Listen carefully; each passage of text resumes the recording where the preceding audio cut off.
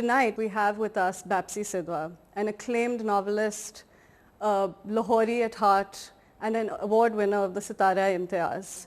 She has taught creative writing across the United States, and she is now in Pakistan to promote her latest effort, which is Beloved City.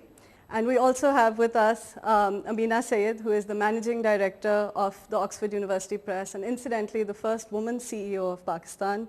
And we also have with us Tayyaba Habib, who is a partner in Sama Editorial and Publishing, a new publishing firm in Pakistan. Let me start, Bapsi, with asking you, how long has it taken you to compile Beloved City, which is? It took me about 3 years. Okay. I didn't expect कि इतनी देर लगेगी, मगर 3 साल कैसे निकल गए पता भी नहीं चला.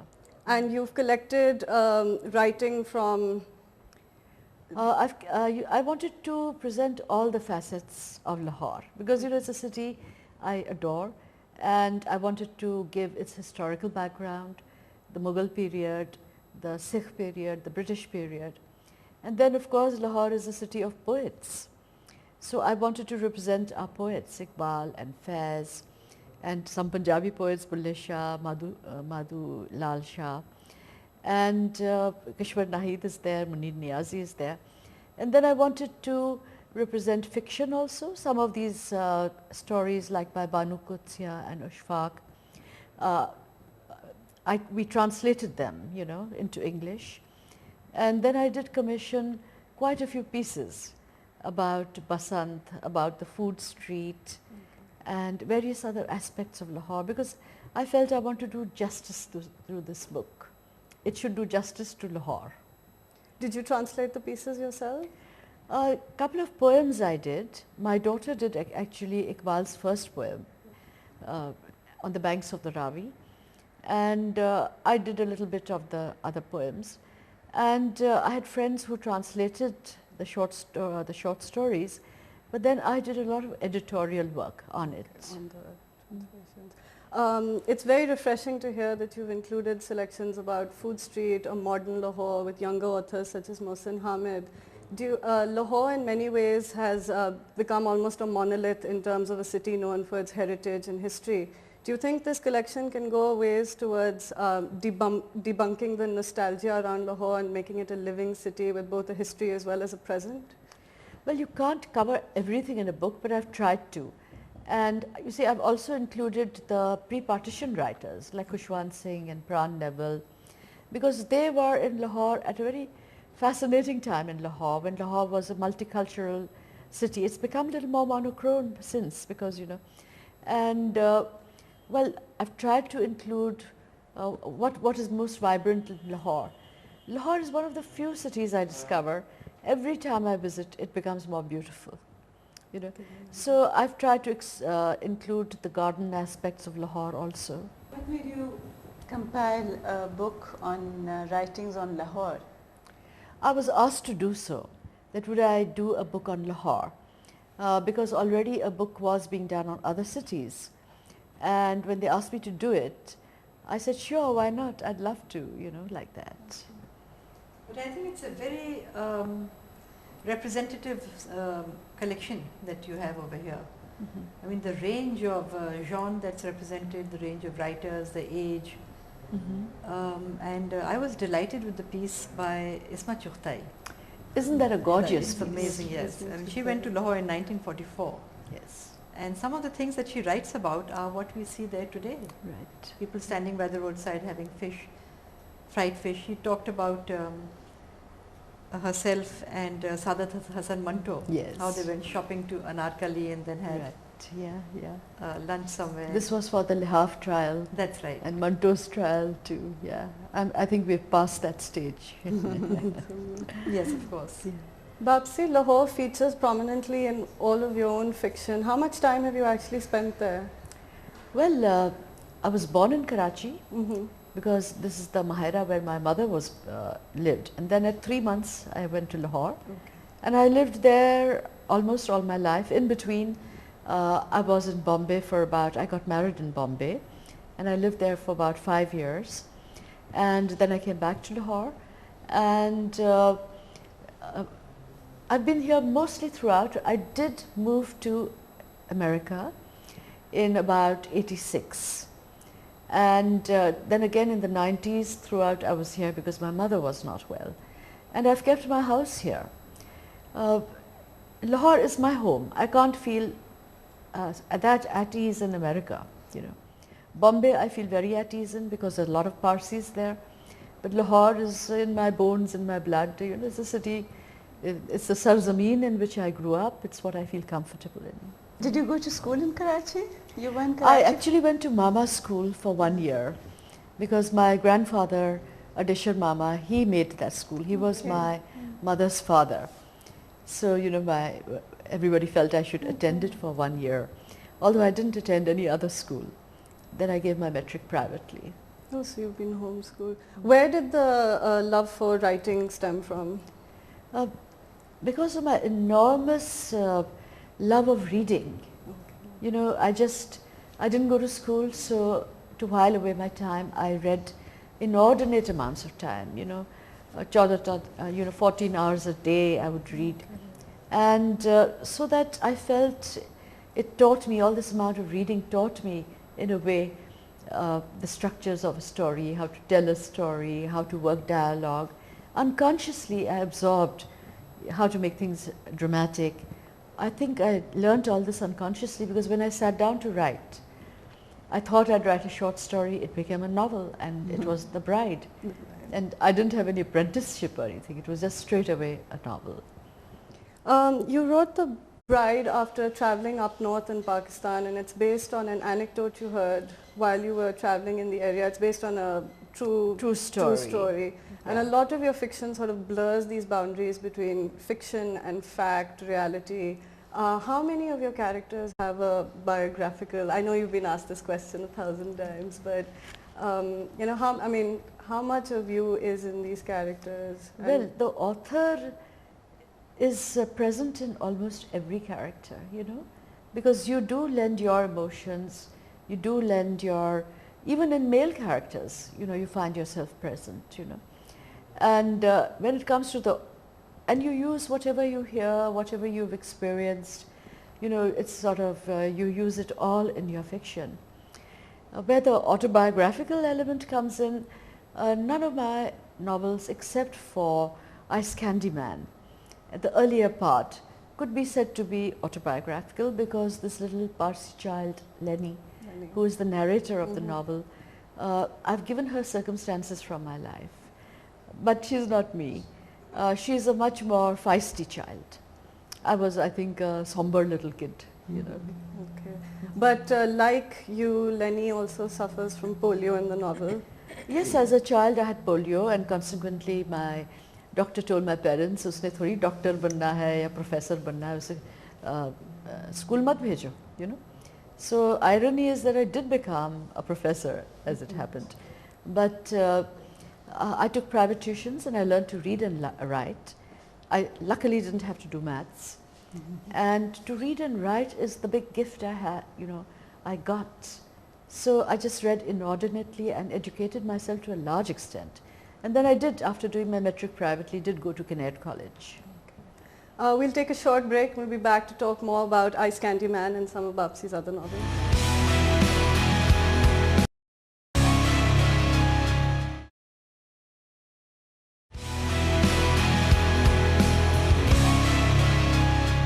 All right, we're back to talking with Bapsi now. In 1978, you published, self-published, The Crow Eaters. Right. And we have here two publishers. How much has the industry evolved? Why couldn't you find a publisher for your novel in 1978? And how have you seen the industry change? Because now women writers have no trouble finding publishers. Well, this is a very welcome change. Because there was no publisher. Ilmi Press, Urdu Press published me first, which was self-published.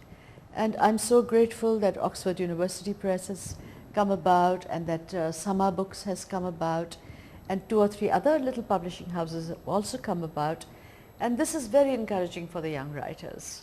Well, actually, I think, you know, it's writers like you and Uzma Aslam and Mohsin Hamid and you know, the crop of Bina Shah, who are the greatest resource for publishers such as us.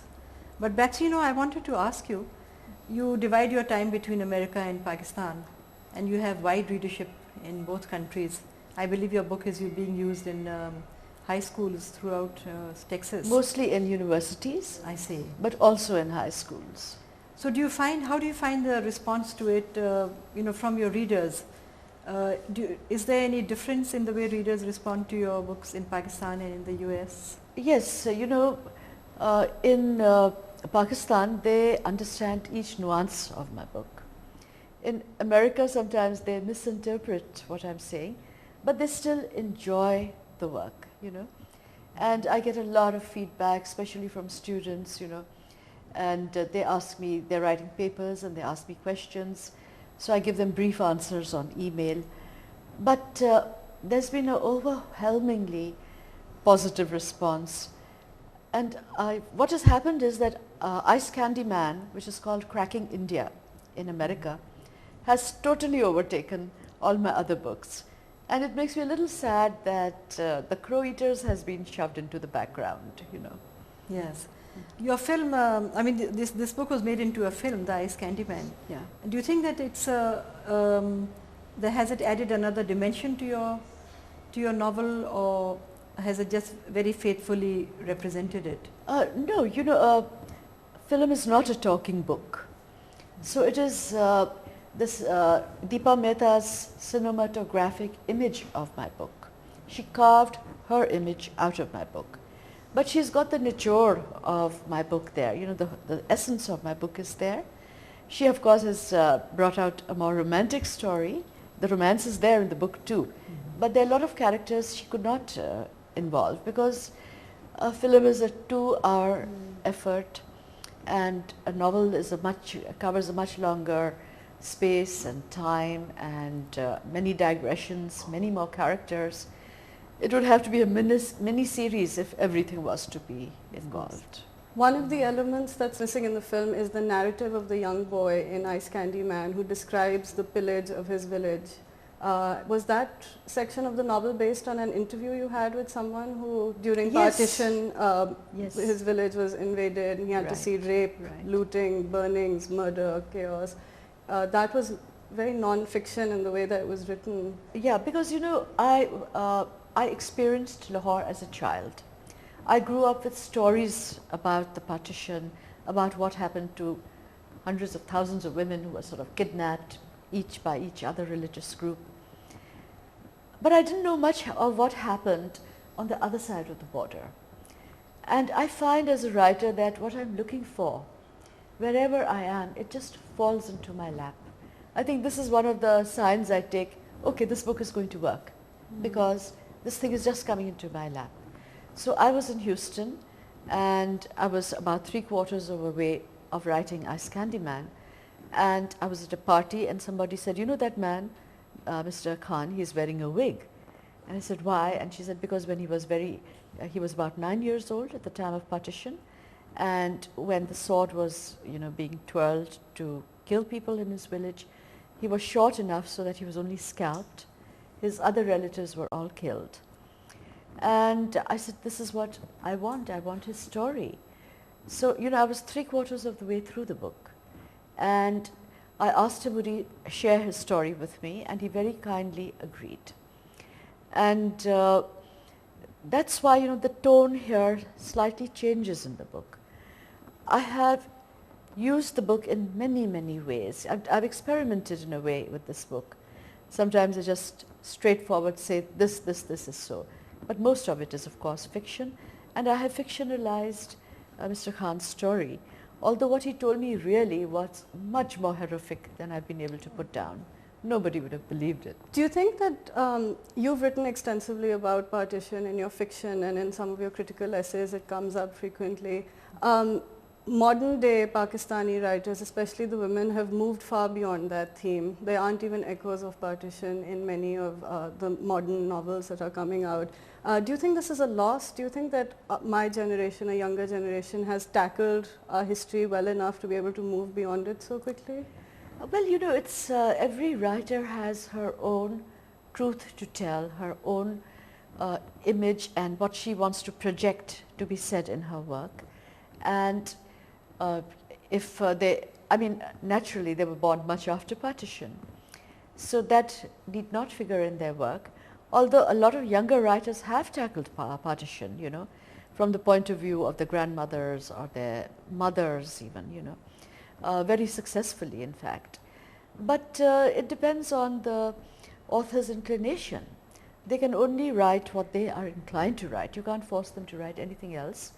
It's not a question of moving beyond a certain point. That point is always there. But they're going to write about what affects them most. Bapsi, I attended an interview of Vikram Seth recently. And like you, he straddles two worlds. He spends half his time, I think, in Delhi, the rest in the UK. And he said in the interview that I have roots in both countries. So would you say that you have roots in Pakistan and the US as well? Well, I've become, you know, I have roots in Pakistan, in Lahore particularly, in our mountains, because I spent a lot of my life in those mountains, and that's my passion, my love, the Pakistani mountains. And I'm putting down roots now in Houston too. I have roots in Bombay. So I feel, you know, I am a citizen. My concept of citizenship has become fluid. You know, I'm a citizen who belongs to many countries, and whatever happens in these countries matters to me and affects me, you know, as a person, because I have affection for all these countries. But your family is based now in Houston? A lot of my family is there. My 3 children are there. 2 children are there. One daughter is in Arizona. One of my brothers is there. A lot of my cousins are there. And my one brother is in Pindi, Islamabad area. I've got a lot of other relatives here as well.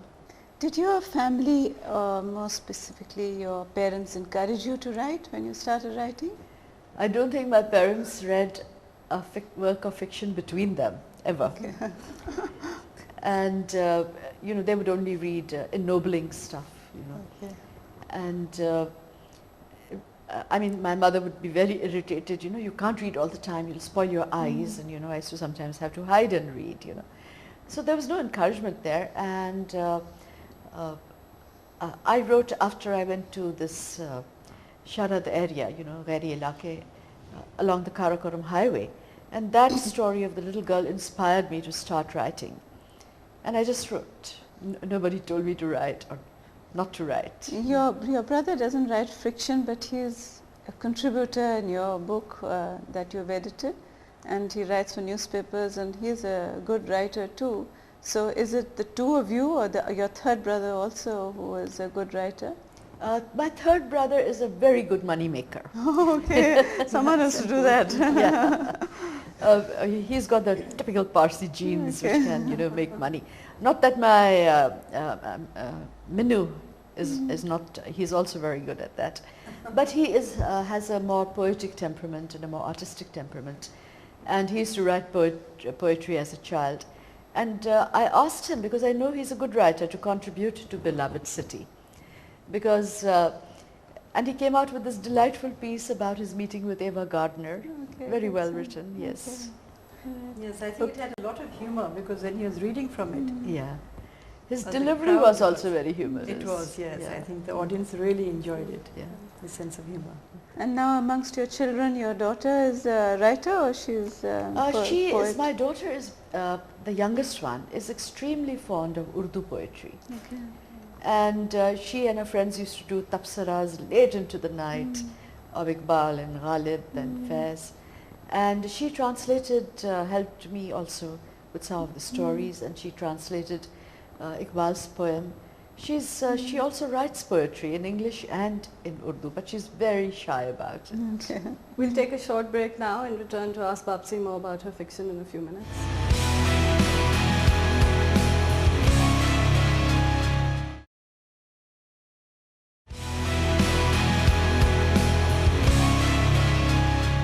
We're back to talking with Bapsi Sidhwa about her fiction and also about her early writings. We were just discussing how you weren't necessarily encouraged by your parents. I've also heard that you actually hid and wrote your first 2 novels. It was done in secret. Why? Is that true?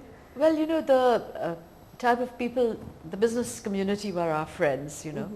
And if I were to say कि मैं लिख रही हूँ किताब, तो they would think it's very pretentious.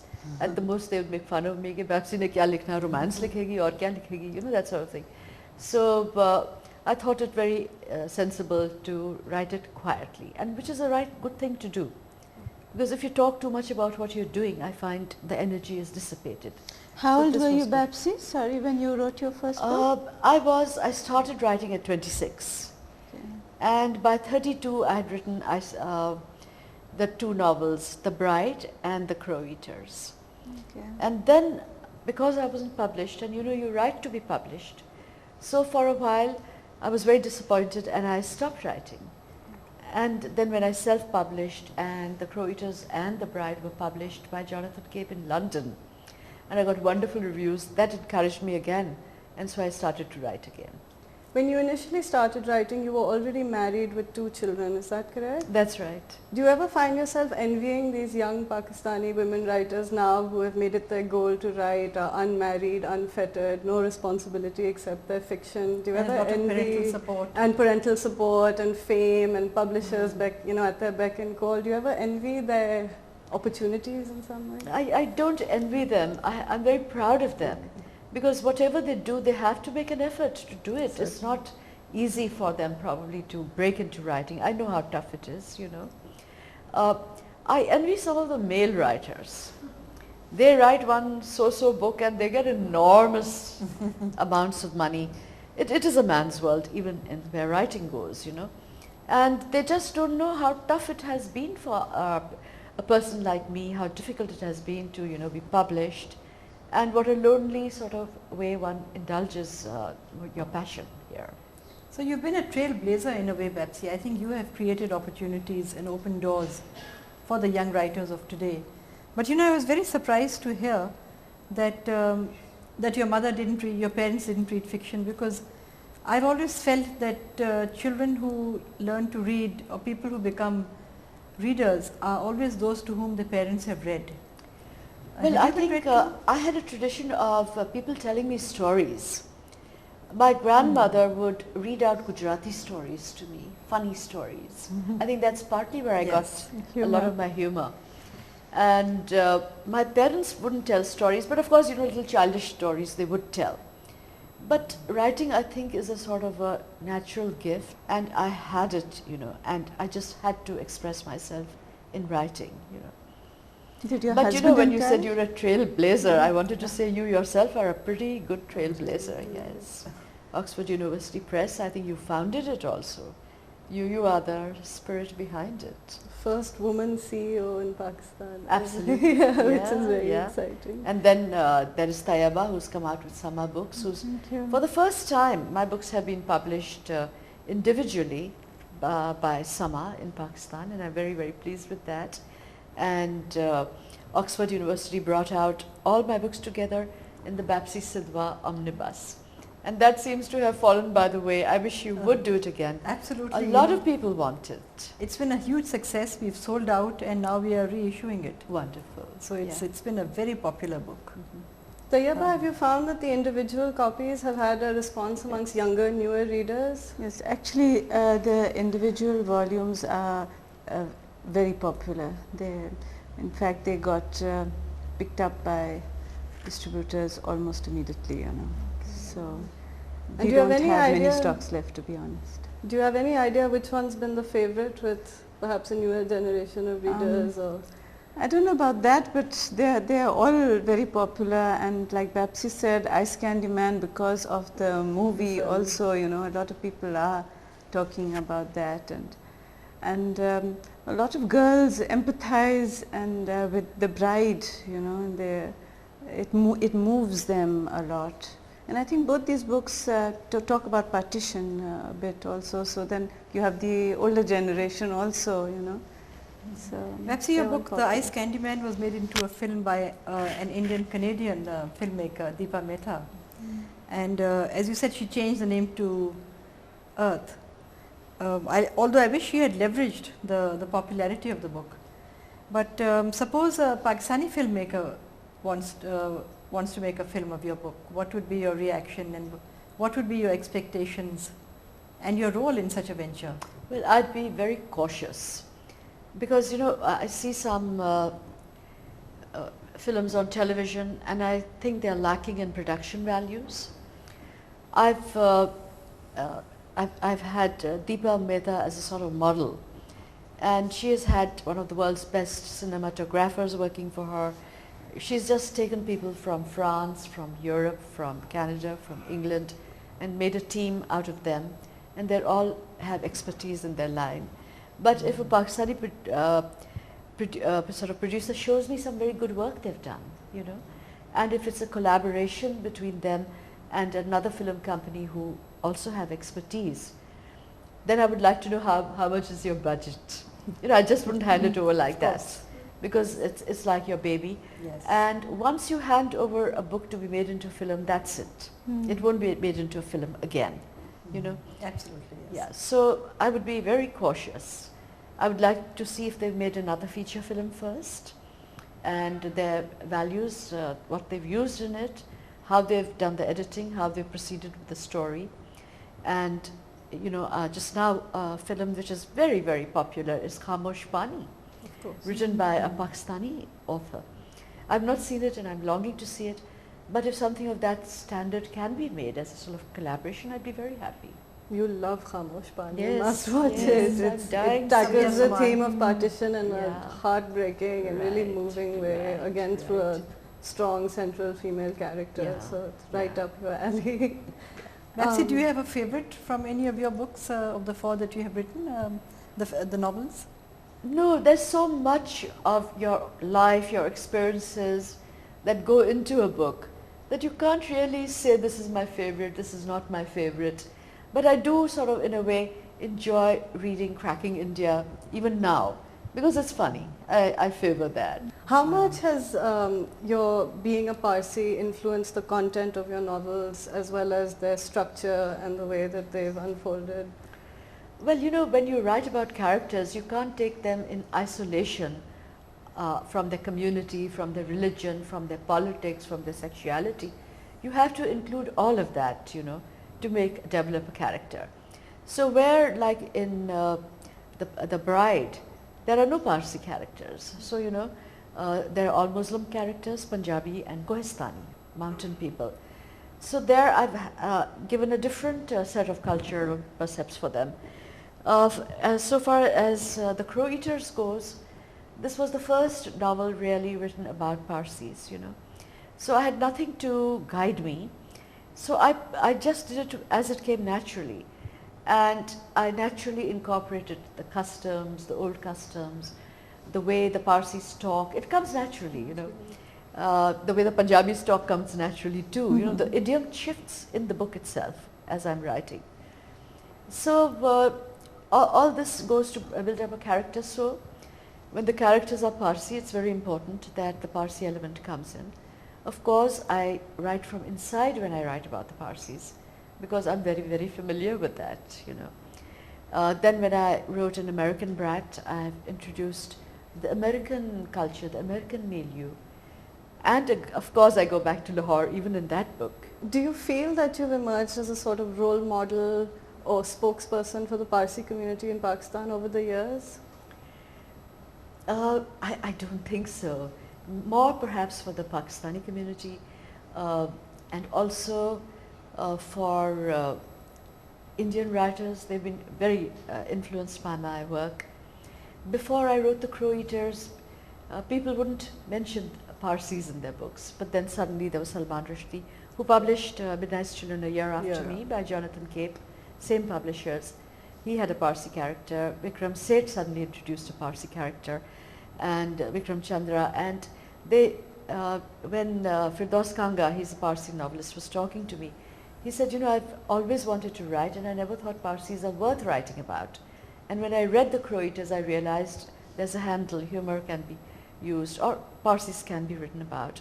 And then there was Rohinton mystery, you know. I did influence a lot of writers in that sense. But because I was the first one to write about the Parsis, they found my book very offensive. They had not been written about in fiction. So I don't think I'm much of a role model there, you know. But now they have come to terms with it, and they accept me as somebody they can be proud of. We're with Bapsi Sidhwa, who's talking about the representation of Parsis in South Asian fiction. And we'll take a short break, but we'll be back to ask her some more questions.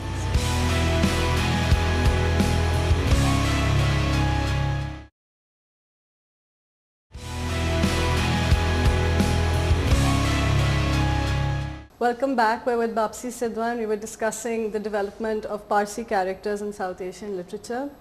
Bapsi, do you self-religion? Are you a spiritual person? I am a spiritual person. My religion means a lot to me. I mean, it sustains me. And, but you know, I'm not a dogmatic person. Whatever customs are charming, you know, like when we celebrate birthdays, we give the children, you know, unko haar pehna dete. We've taken the Hindu custom of putting a tilla here, sticking rice there for happiness. And then we have a lot of ceremonies, jashan for Thanksgiving, old Parsi chants. So we do have priests come to our house and perform these jashans. And I think most Parsis are very at ease with their religion, and they incorporate most of the ceremonial part of it, you know, without being very dogmatic about it. Tayyaba, you've known the family. Do you identify them as a typical Parsi family, or have you always just known them as people and never thought about them in terms of a minority or a religious identity? That's what I want to ask you. Is your family a typical Parsi family, or are you more internationalized? No, I think my family is a very typical Parsi family. They're all internationalized to an extent.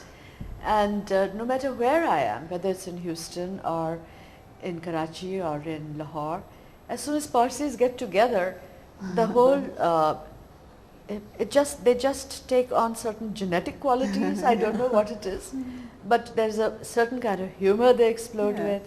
And the culture is pervasive. Wherever we are, we seem to have maintained that. Our food habits, our certain mannerisms, our way of approaching people, our eccentricities, these are all we share in common.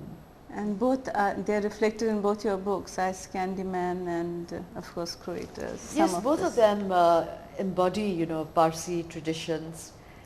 There's a lot of this also in An American Brat. Have you enjoyed the fact that in your literature, most of the Parsi characters are able to position themselves as outsiders within Lahore, for example, and they sort of are set apart from a community while existing and thriving within it? Have you enjoyed that narrative viewpoint in your novels, to be able to take that outsider status? And I've not done it deliberately, it's come naturally, and I enjoy writing so much that I enjoy doing that. And especially when there's some humor involved, I enjoy it very much, you know.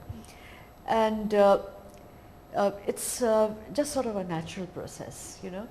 Parsis are, wherever they live, they are slightly marginalized because they never belong to a very large community, you know.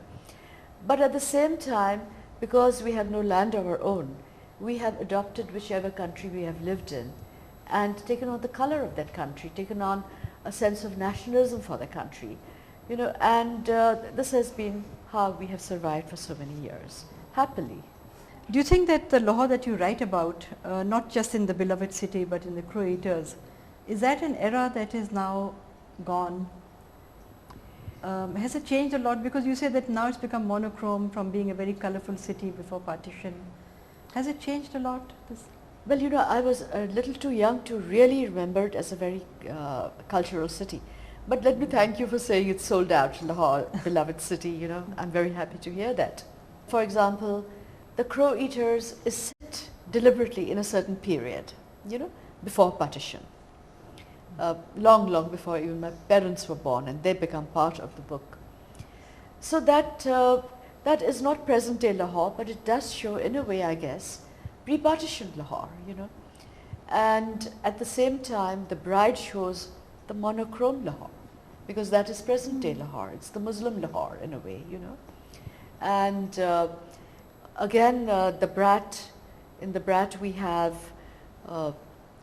Lahore, Parsi people interacting with the larger Muslim community, you know. Parsis interacting with the politics of the country, taking part and becoming activists, feminists, you know, all that is also there in An American Brat. So contemporary Lahore is there in an American brand, very much so. The contemporary Lahore, which I still experience every time I visit Lahore, the same friends, the same party, the same chatter is still going on. I have attended a few younger people's parties, but they seem to be mimicking exactly what we had done, you know. And of course there are the very so-called very, very trendy fast parties which I have, which my daughters have been to, you know, but I've not had the pleasure of witnessing, which Mohsin Hamid so brilliantly portrays, you know. So there are so many facets to Lahore and they coexist till today. Yes. Mohsin Hamid's book has also been made into a film. Has it been already Moth made? Smoke. Yes. And I just wondered, I mean, coming back to the subject of films, that you know, if you sort of set aside considerations of budget and production quality and expertise, suppose that your film, another one of your novels was made into a film, what kind of a role would you like to play? Would you would you write the screenplay yourself, or would you like to be closely involved with the development? I would prefer not to write the screenplay, because I would have to trust the cinematic vision of the director, and I find I would have to trust the director. Because I found when Earth was being made, I would come out with a point of view, and Deepa and I would, you know, she would have differences there, and she would then accommodate my point of view, and I felt I was intruding on her vision, and what mattered in the film was her cinematic vision and not me as an author. So I gave her a lot of leeway to do as she wished, and she was very sensitive to the film, you know. She wrote the script, but I worked with her, you know, and at every step of the way she wanted my involvement even while the film was being shot. So it was a sort of a collaborative effort. But I don't know anything about making films, so you know, I would have to trust the director. Ladies and gentlemen, we're with Bapsi Sidhwa talking about Deepa Mehta's adaptation of her novel Ice Candy Man, but we'll take a short break and we'll be back in a few moments.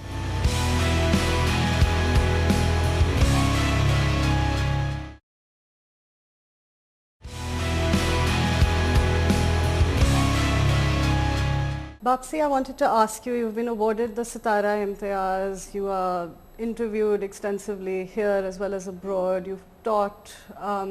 Is there ever a time when you can take a moment and realize that you're a real woman who sometimes has trouble getting up in the morning, who maybe doesn't want to put pen to paper? Do you ever have days like that? That's my life. I'm a real woman. I mean, I never write 9 to 5. I never do that sort of thing. I'm a mother, a wife. All other things, womanly things, seem to take priority in my life. Writing is something I escape into, something I adore doing, and it's not something I sit down deliberately to do. When I'm in the mood, yes, I write. When something of more children's demands or husband's or something is more important, I at once shelve my writing and do that. But I'm lucky because, you know, I can sustain a novel over a long period of time, no matter how many interruptions. I was writing in my bedroom in Lahore, which was like a Grand Central Station, you know, servants moving in and out, kids moving in and out. It didn't seem to disturb me. Then we would go in between on holidays, we would do so many other things, but the thread would always come back when I went back to the book. So, you know, I have friends who diligently write from 9 to 5. But you know, when I tell them, my God, you're disciplined, how wonderful that is, they say, yeah, but we throw away a lot which you don't do, you know. Because whatever I write, I more or less, I've done it, you know, it's okay. I edit, I do a lot of re-editing because I add a lot. In a novel, you do keep on adding and adding. As you move forward, you have to, again, what you've done before, embed it earlier on. So this is a whole different process, and I just enjoy the whole process. Bapsi, with the publication of your compilation on Lahore, Beloved City, you've actually moved, you know, changed direction, moved to another genre. And then you mentioned that you might write a novel based on a film, one of Deepa Mehta's film.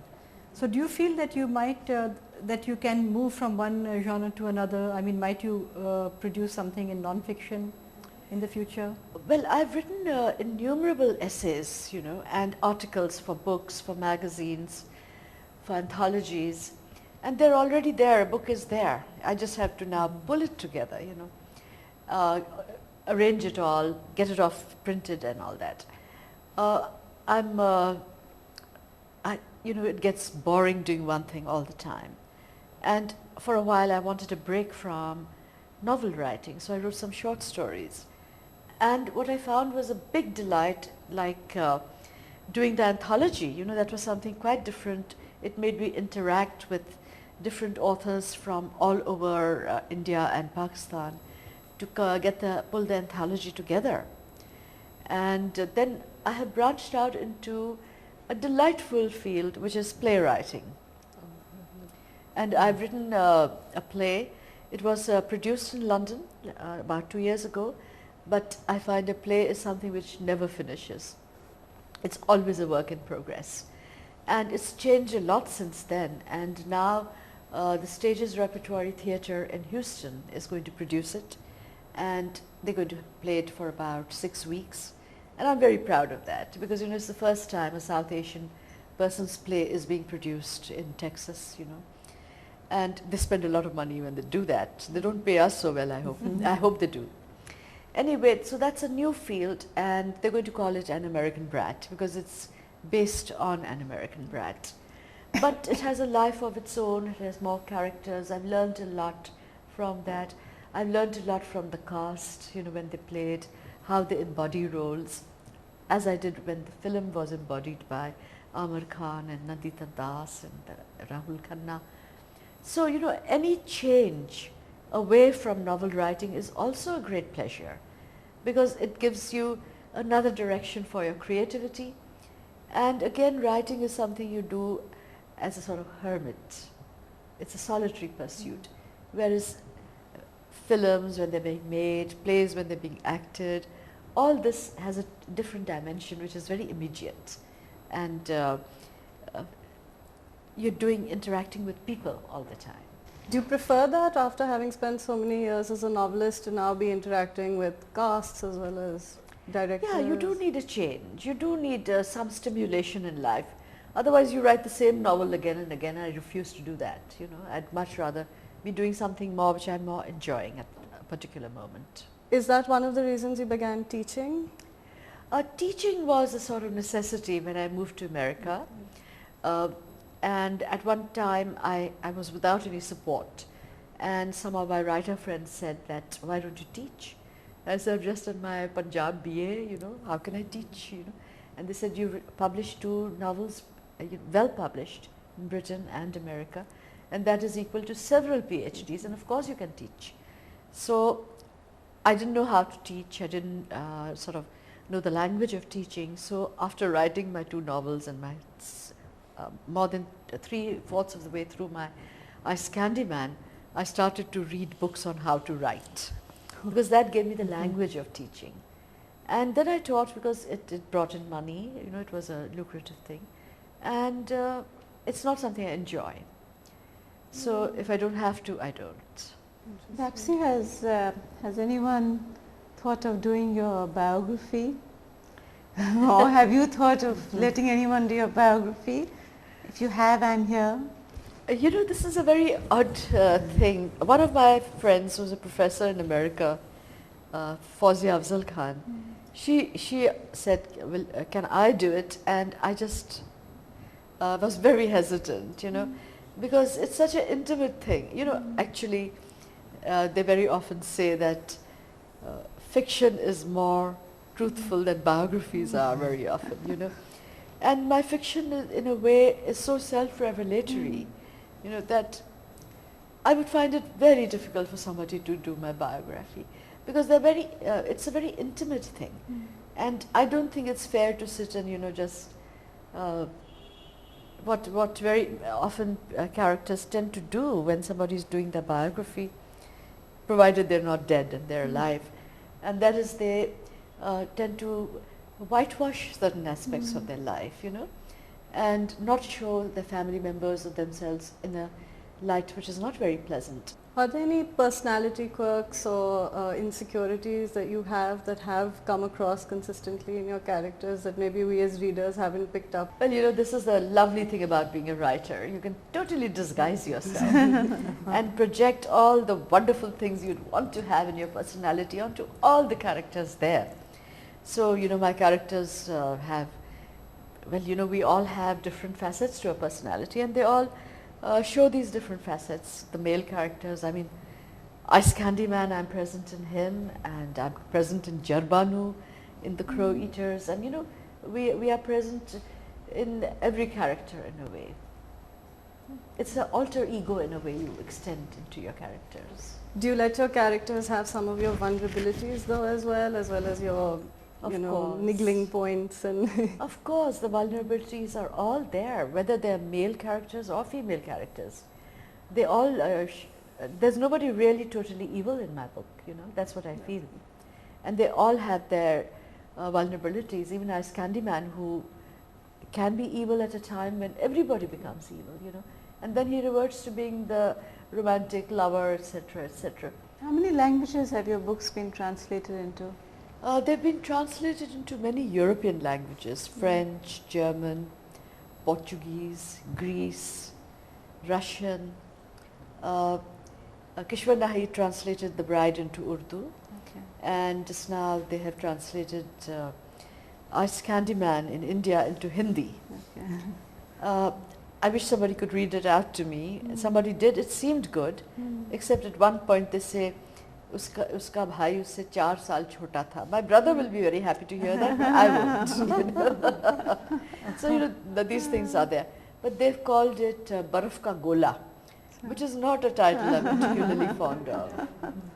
Bapsi, do you read a lot yourself, and who are your favorite authors I and read books? non-stop. You know, reading is what sort of calms me down before sleeping. If I'm tense, I read. And I try to get hold of good books. Unfortunately, I don't always land up with the books I you know, want to read more of. But once I pick up a book, I feel a compulsion to finish it. I have sort of chucked books aside which are terrible. But I've enjoyed, just now I'm reading Amitabh Ghosh. His last book, Something Tide, I'm enjoying it. Hungry Tide. Yes. Hungry Tide. I enjoyed Rohinton Mystery's Family Matters a lot. Anything by Naipaul, except his books on his Muslim character. Somehow he doesn't come out authentic there. But his fiction, I love. His writing, I think, is one of the best to come out of the subcontinent. I enjoy certain books. It's not authors per se. I enjoyed A Suitable Boy. I've enjoyed Catch-22. I've enjoyed a lot of Western authors. Naguib Mahfouz's Palace Walk is one of my favorite books. You know, there's certain books I read and reread. All right, ladies and gentlemen, we're talking with Bapsi Sidhwa about her favorite authors and novels, and we'll be back after this break.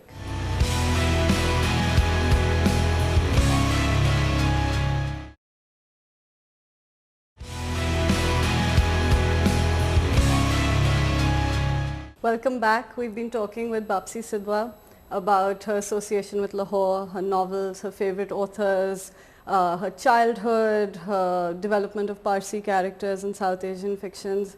Bapsi, what's left?